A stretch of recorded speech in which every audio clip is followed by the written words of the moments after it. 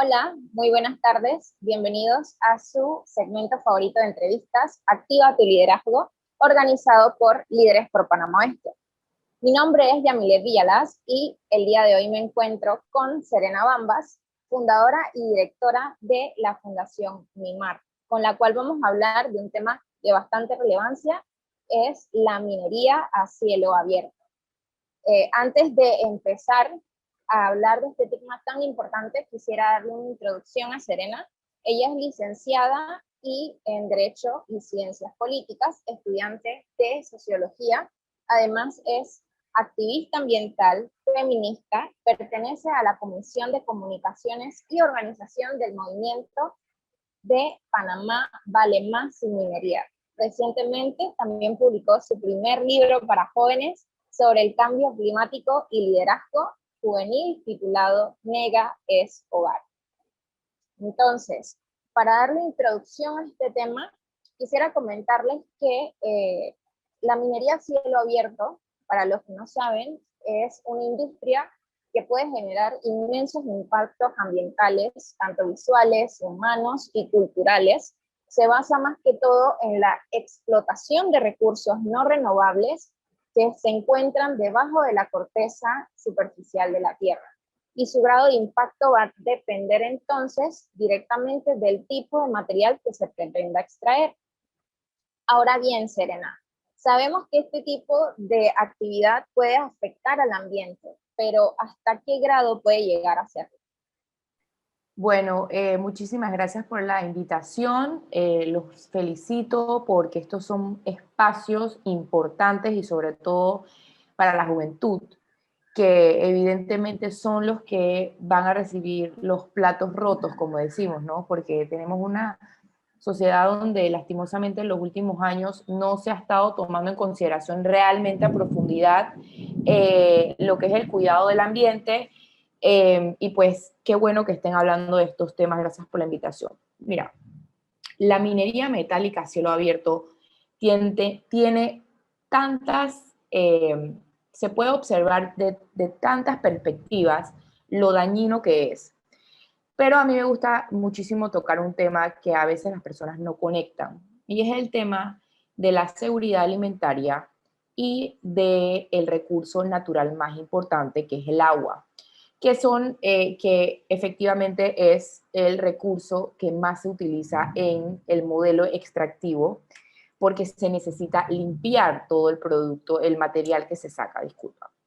Entonces, muchas de estas veces, incluyendo los casos de Panamá, el agua que se utiliza es ilimitada. Y de verdad que es muy dañino porque estamos en un país que tenemos una economía transitista, que es un canal de Panamá, tenemos una economía donde tenemos el canal de Panamá y necesitamos que el recurso hídrico esté a salvo.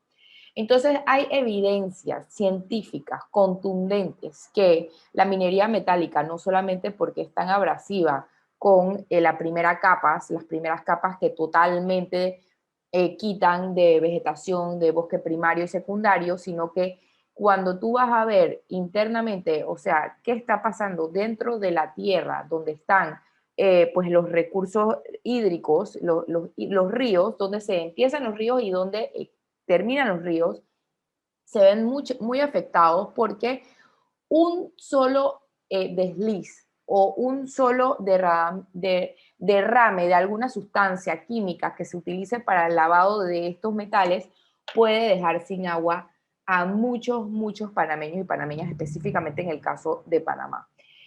Como es el caso de la supuesta reapertura de la mina en Remance, donde estaría poniendo en riesgo más de 75,000 personas, porque sería prácticamente el mismo recurso hídrico que utilizan allá.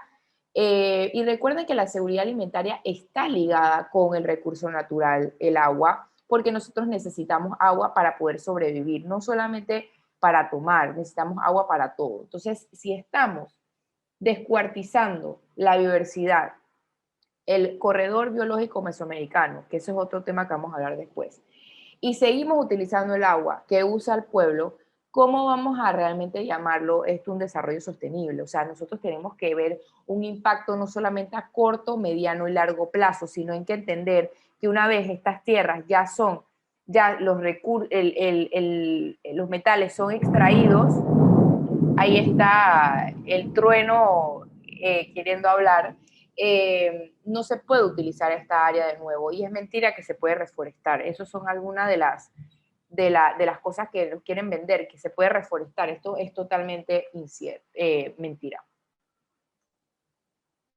Es correcto. Entonces, en resumen, esta actividad puede causar muchos problemas ambientales y sociales y de destrucción incluso. Y considerando que Panamá es un país tropical en el cual llueve, estas lluvias también pueden colaborar a que esas sustancias que nos estabas comentando puedan llegar a los ríos. Entonces, correcto, como lo que está sucediendo en la antigua mina de Petaquilla Gold, hay unas tinas de relave que cada vez que llueve así se derrama el agua que está en las tinas de relave. Esto ya está pasando, esto es una realidad. Entonces, y con más de 200 incumplimientos registrados por el Ministerio de Ambiente, es evidente que esto es una actividad que en realidad en Panamá no podemos tener porque somos un país muy chico y el impacto va a ser muy grande, porque no somos como otros países como Perú, Chile y Brasil, que tienen kilómetros a distancia. Aquí en verdad somos bastante pequeños y el problema es que necesitamos el recurso hídrico para mantener a flote nuestra economía. es correcto. Entonces, esta actividad puede hacer daños irreversibles a nuestro ambiente. Y como mencionas, somos un país chicos y dependemos también del agua. Dependemos mucho del agua. Hace poco, Chiriquí fue declarado libre de minería a cielo abierto y se ha convertido en un gran ejemplo para las demás regiones de nuestro país. ¿En qué otras áreas del país se está realizando este tipo de minería? Ok, bueno, antes de explicar un poquito lo que sucedió en Chiriquí, hay que entender que esto fue gracias a los gobiernos locales y a la presión de los movimientos sociales y los líderes ambientales de esta región, pero también a los campesinos y a los agricultores. Cuando se declaró libre de minería es que los gobiernos locales a través de sus municipios hicieron comunicados oficiales donde decretaban que pues no van a permitir que hayan concesiones de minería metálica a cielo abierto porque habían algunas concesiones que estaban, por ejemplo, dentro del Parque Amistad, que está protegido, y cerca de algunos, exacto, ese lo removieron, pero era bastante desconcertante saber que a pesar de que tenemos áreas protegidas, igual Donoso es un área protegida y ahí está. Entonces, es como que a veces nosotros tenemos aquí las leyes en papel nada más y las tenemos ahí como de adorno, porque cuando se tiene que fiscalizar no se fiscaliza de la manera correcta. Mira, el movimiento contra la minería metálica a cielo abierto en Panamá está en varios lugares. Capaz las personas solamente han escuchado del movimiento Panamá Vale Más y Minería, pero la verdad es que la lucha esta llega a años, no solamente de campesinos y movimientos sociales que han sacrificado sus vidas en el sentido sus trabajos, hablando, levantando la voz. Obviamente estábamos hablando de una actividad, una industria sumamente, sumamente poderosa, con mucho dinero y sobre todo que tiende a estar tocando y bailando con lo que son la falta de transparencia y la corrupción, y esa es la verdad, porque es evidente en todo lo que está sucediendo.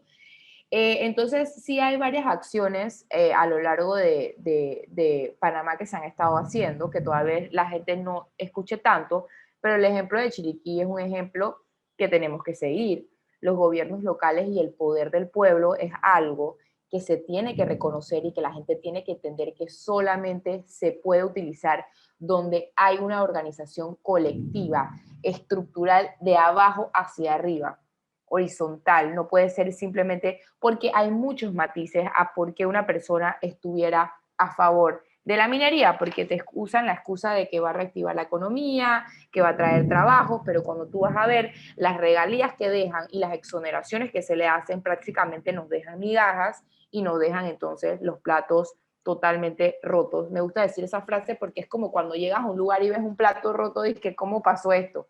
Bueno, las personas que no atendieron la situación antes de que se rompiera el plato. Me gustaría colocar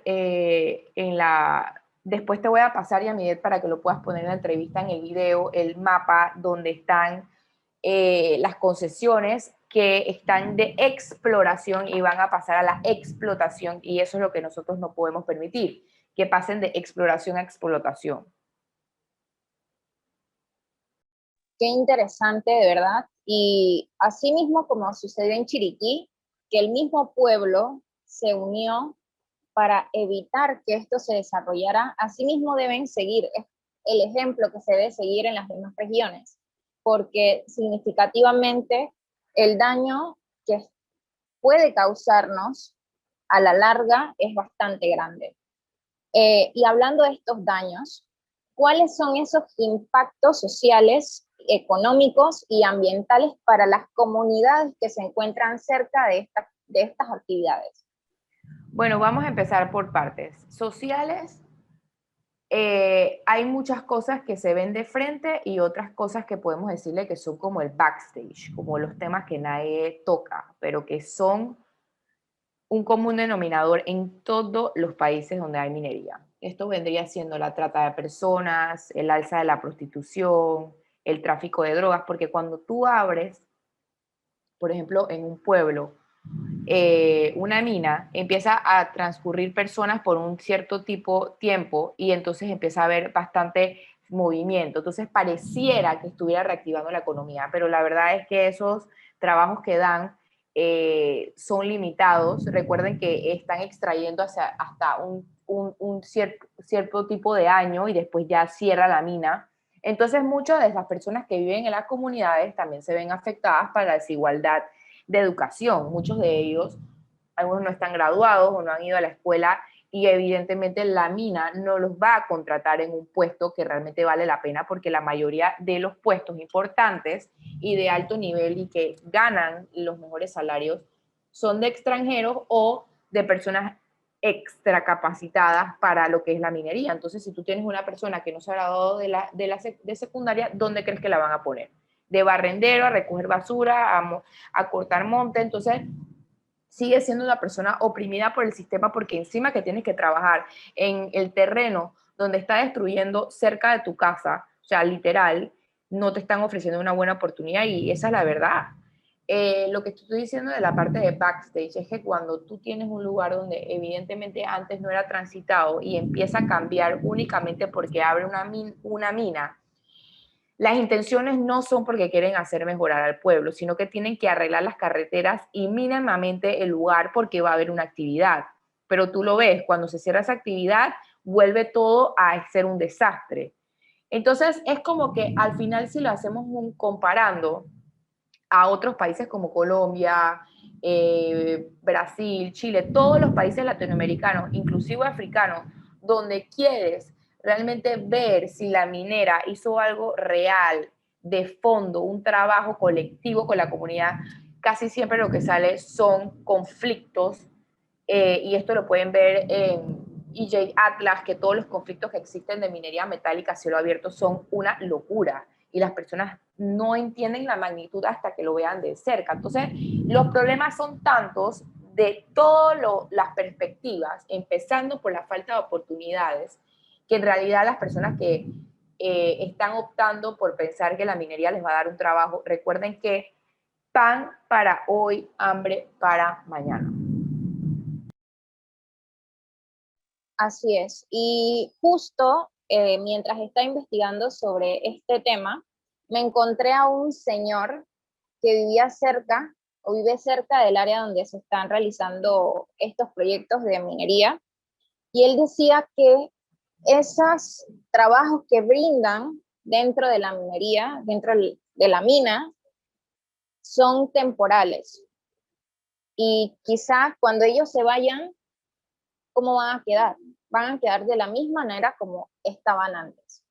O peor, porque cuando tú trabajas en una mina no solamente se debilita tu estado de salud, sino que en realidad todo, o sea, tu salud mental, eh, tienes plata momentáneamente y después no es que hagan algo para desarrollar de una manera sostenible la comunidad. O sea, no es que ayuden en el ecoturismo ni en el producto local, es que simplemente están explotando a la gente para que trabaje en la mina. Entonces, hay que ver de una manera muy abierta lo que significa el desarrollo entre comillas, porque recuerden que el desarrollo no es únicamente dinero económico, es cómo la sociedad se maneja, la educación pública de calidad, el transporte público de calidad, una salud pública de calidad es importantísimo. Entonces, hasta que no se le dé realmente esto a una comunidad, probablemente sigan oprimidos por estas multinacionales que vienen a extraer todo nuestro oro, nuestro cobre y dejan pues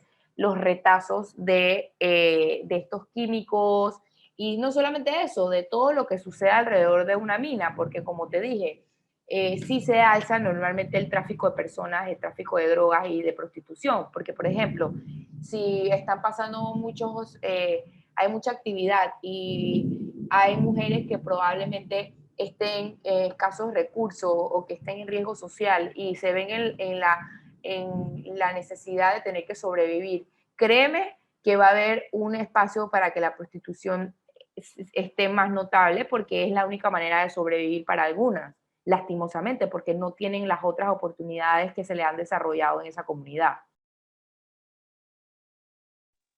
Así es, y es bastante interesante lo que nos estás hablando porque quizás algunos ignoramos o desconocemos en su totalidad lo que hay detrás de esa pantalla, detrás de esa actividad económica que, como tú bien dices, nosotros lograremos la verdadera riqueza cuando tengamos salud de calidad, educación de calidad y de verdad que nos falta mucho por mejorar para llegar a hacerlo. Eh, Después de todo esto que hemos estado mencionando y hemos estado comentando, ¿crees que vale la pena invertir nuestras tierras para ejercer esta actividad? La pregunta la tomo hacia la actividad minera. No, Correcto. esto es un rotundo no. No vendan sus tierras a la minería. La tierra es el futuro. No vas a poder comer dinero. Y los tiempos vienen difíciles. El cambio climático no solamente va a afectar el cambio. Recuerden que eso abarca la alimentación y el estilo de vida. No vendan sus tierras a la minería. Seamos una resistencia ante este monstruo que quiere acabar con miles de hectáreas de Panamá. Y Panamá no puede recibir este impacto. Para quienes me están escuchando, recuerden, la juventud tiene que entender que a pesar de que no se está viendo cambios tan abruptos, el cambio climático nos va a afectar de maneras en que no siquiera vamos a poder entender qué está pasando, porque no vamos a poder disfrutar la naturaleza ni tomar agua limpia y van a haber muchas fluctuaciones, por ejemplo, en alimentos, hasta el café, la cerveza, los tomates. O sea, estamos hablando de que cuando se daña algo en la cadena alimenticia es un impacto directo. Entonces, si ustedes tienen tierras, por favor, no las vendan a la minera, no las venden a la minería, porque es una oportunidad de poder desarrollar algo sostenible. Eso sí, tenemos que empujar a que las políticas públicas apoyen al ciudadano y a la sociedad civil y que tengan incentivos realmente que desarrollen el lado sostenible del país, ecoturismo, lo que es la producción local, y que no solamente queden como en un papel o en una publicación del gobierno de que están ayudando a tal, pero no saben qué impacto real tienen ni dónde se va el dinero de la ayuda. Entonces tenemos que estar muy atentos a dónde se van estas supuestas ayudas que son para el agricultor y para quienes tienen tierras y al final terminan perdiéndose en otro lugar y uno no sabe ni dónde está esa información. Así es. Y algo, comentando, algo que también tiene el lado sostenible es que no le ven lo factible. Quizás la minería puede dar mucho dinero, pero ese dinero se va a agotar en algún momento y la sostenibilidad va a ayudar de manera, obviamente, ambientalmente sostenible a persistir y seguir en el tiempo de manera que favorezcamos al ambiente en vez de afectarla. Correcto. Y recuerden que ni siquiera es tanto lo que se queda aquí. O sea, si nosotros sacamos y comparamos el PIB y las regalías que están dejando, porque hasta el sol de hoy supuestamente anunciaron que había un contrato, todavía no, ni lo han enseñado, que han tenido problemas con la coordinación. Ha sido una falta, específicamente en el caso de Minera Panamá, porque recuerden que son varias mineras, no solamente es una. Y digamos que en esta se ven unos tentáculos por parte de cúpulas de poder que ahora mismo están gobernando y por eso han hecho más de 4 cosas, pero recuerden que hay un un fallo en la Corte Suprema de Justicia, ¿verdad? Donde hay un fallo por inconstitucionalidad de esta concesión. Se está haciendo una renegociación que para muchos, y que a veces las personas tratan de explicar los marcos teóricos legales para enredar a otras personas, y en verdad recuerden que la Constitución es clara, y si hay un fallo no debería estar operando, pero bueno, vuelvo y digo que estos tentáculos de de los que nos están gobernando ahora mismo parecieran ser muy profundos y allegados con todo el tema del extractivismo minero, específicamente la minería metálica a cielo abierto. Así que abran los ojos, jóvenes, porque en verdad nuestro futuro está en riesgo. Así es. Y después de todo esto, es obvio que la minería trae muchos más resultados negativos que positivos. Entonces, ¿qué sucede con esos estudios de impacto ambiental? Que se realizan esos estudios y se dan aprobaciones sabiendo que no es factible realizarlo. Ok. Yo voy a responder esto en una manera más que nada para que ustedes dentro de su pensamiento crítico entiendan lo que yo opino. Miren, los estudios de impacto ambiental son una herramienta que supuestamente se hizo para medir, como dice, el impacto ambiental.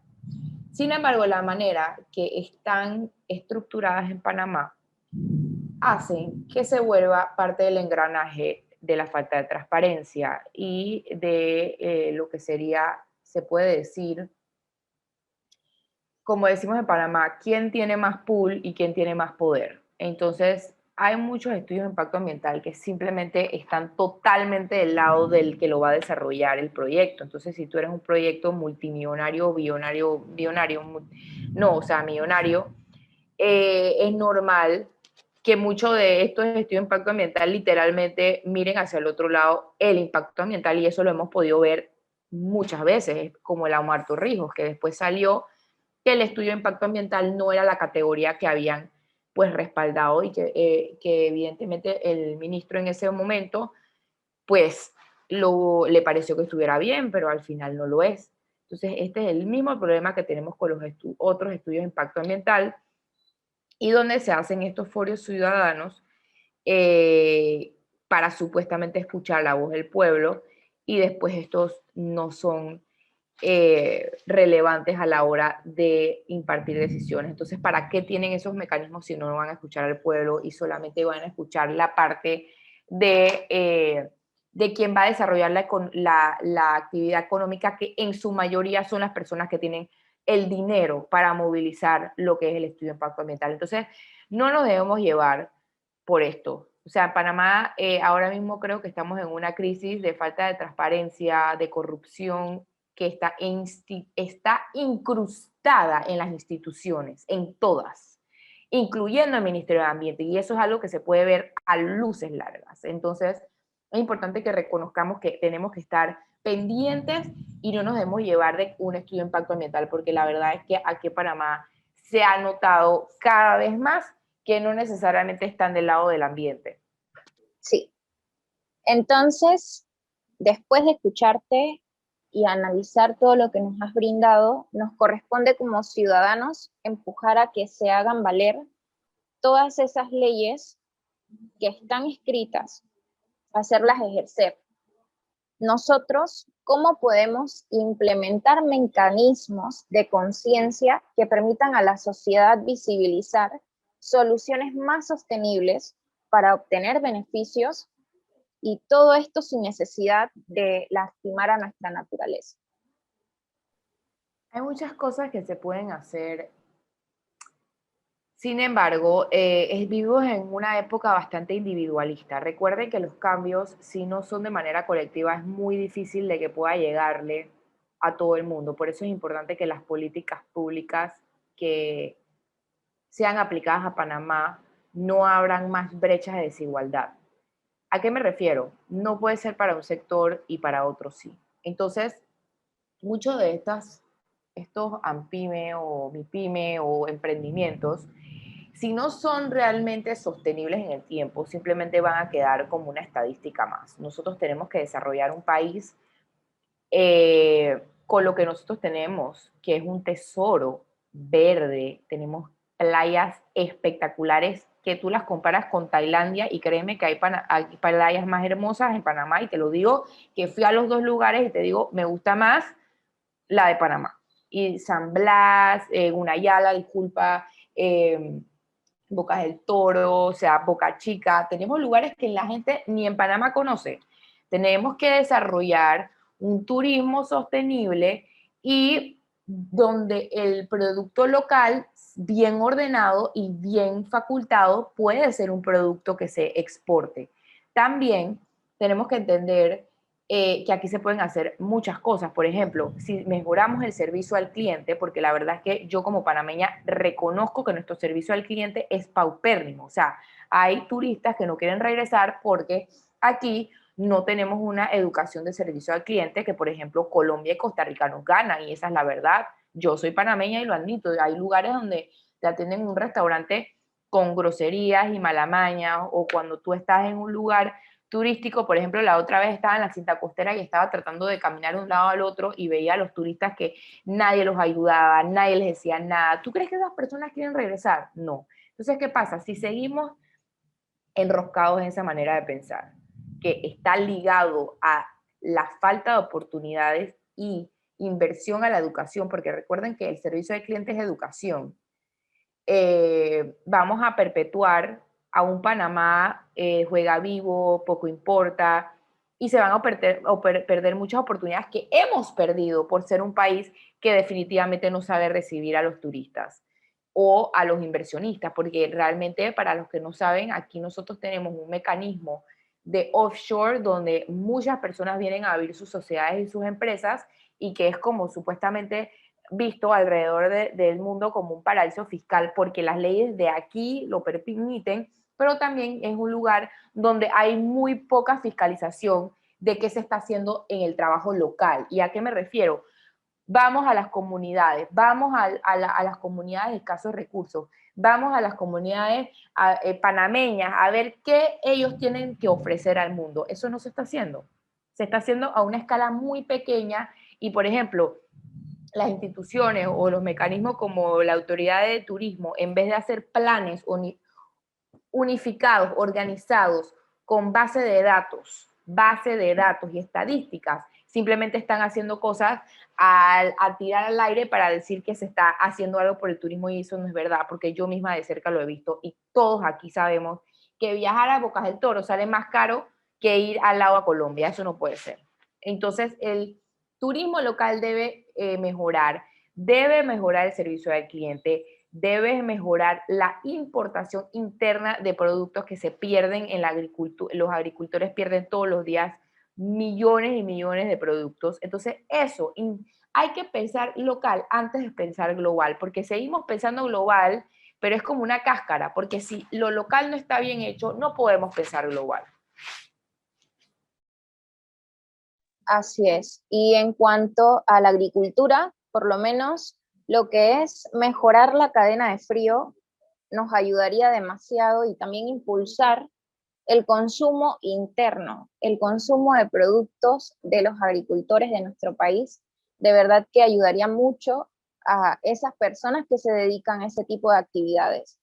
Y más que todo, consumir lo que se produce en nuestro país y apoyarlos a ellos para que sigan realizando esa actividad que realmente es bastante importante, y también poco a poco, como mencionas, de pensar en el local, podríamos ir aumentando hacia lo global.